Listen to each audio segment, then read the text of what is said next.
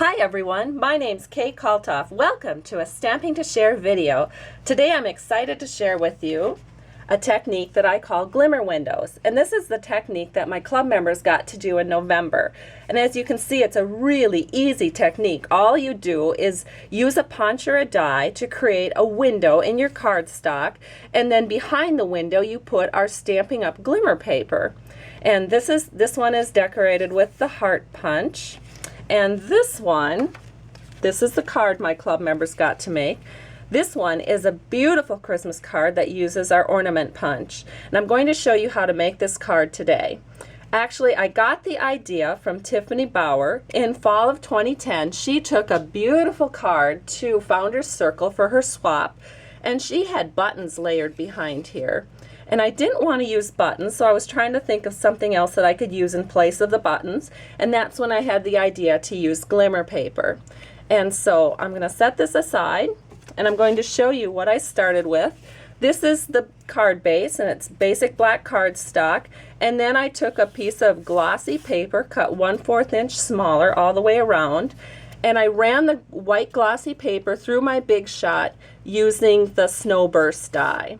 Absolutely gorgeous. You can move it around, and if you haven't tried glossy paper in your Big Shot machine with an embossing folder, you really should try it. It's just beautiful. And on the inside, I've already finished that off. I like to only adhere just the top part of my inside panel. I think that makes it more elegant and loose and flowing. And now we'll go ahead and we are going to make this part of the card. So I'm going to set this aside. And I have a panel. This panel is 2.5 inches wide by 3¼ inches tall, and it's in our glossy white paper. As you can see, I took a Post-it note and I just punched out an ornament from the Post-it note, and I set it onto the panel about where I wanted my ornament to be. I also realized that if I put this into my ornament punch, I won't be able to move it around. So I will need a handle, and all I did was take a piece of scrap paper, put a little dado onto the scrap paper, and then I can press my paper panel onto that, and that gives me a handle. So now I'm going to insert it into my punch, and then I can just move it just exactly where I want it to be, using a combination of the handle and my thumb here. So now I can go ahead and punch that out, and I have the top part of my panel. And now the next thing we're going to do is we will need a Merry Christmas. So I have a Merry Christmas stamped right here on some glossy paper, and I'm just going to take my word window punch, center that in there, and punch it out. Now I'll use a little bit of our multi-purpose liquid glue, which I absolutely love. And I can go ahead and put that onto my panel. Alright, so, and the reason I like to use punches with my sentiments is it makes it a lot easier for my customers. If they oops up on a piece of scratch paper, it's no big deal, but it's kind of a bigger deal if they oops up on their main panel, and then they feel bad and they hate to ask me for more paper. So I just try to make it easier for everybody. So this is what it looks like at this point. The next thing we're going to do is we're going to create a little piece of silver glimmer ribbon. And so you can see that the original card has a piece of glimmer running through it.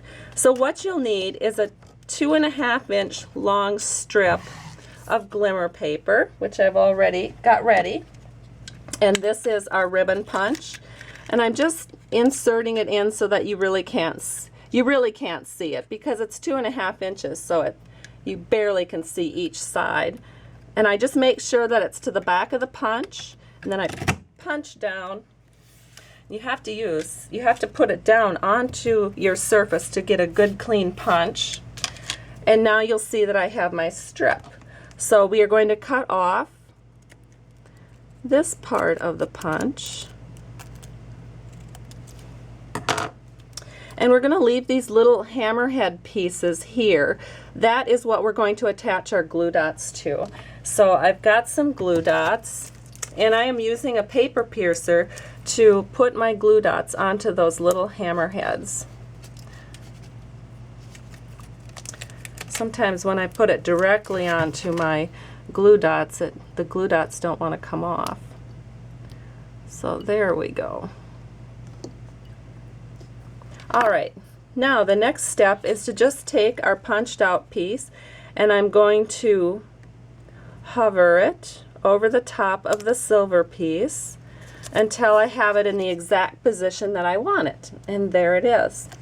Now the next thing that we're going to do is we need to put a little bit of ribbon, and you want to do this next. So we are going to take our snail adhesive, provided I can find it.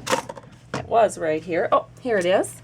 So we're going to put a little snail on the back side of the panel right above the ornament. Then I have about a 2-inch strip of our 1/8 inch real red ribbon, and I can just work it around and it'll stay in place. It hooks right onto that snail, and that's all there is to it. So that part is done.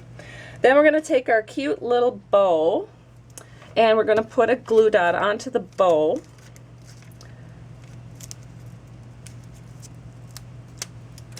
And then we'll just adhere this bow right onto the top of our ornament. So now we've got that much done, so we're getting there. The next step is to take some red glimmer paper,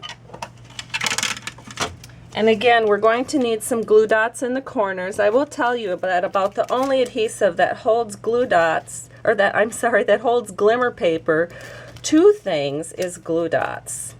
So we're going to go ahead and put a glue dot in each corner.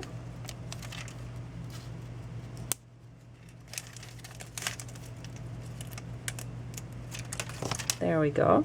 And we're going to use the same technique that we did with our silver piece. We're just going to hoover it over. And there we go. So our ornament is pretty much complete like that. Then the next thing we need to do is we need to attach that to a panel of black paper, which is cut 1/4 inch bigger than the white panel. So that I'm just going to take some snail.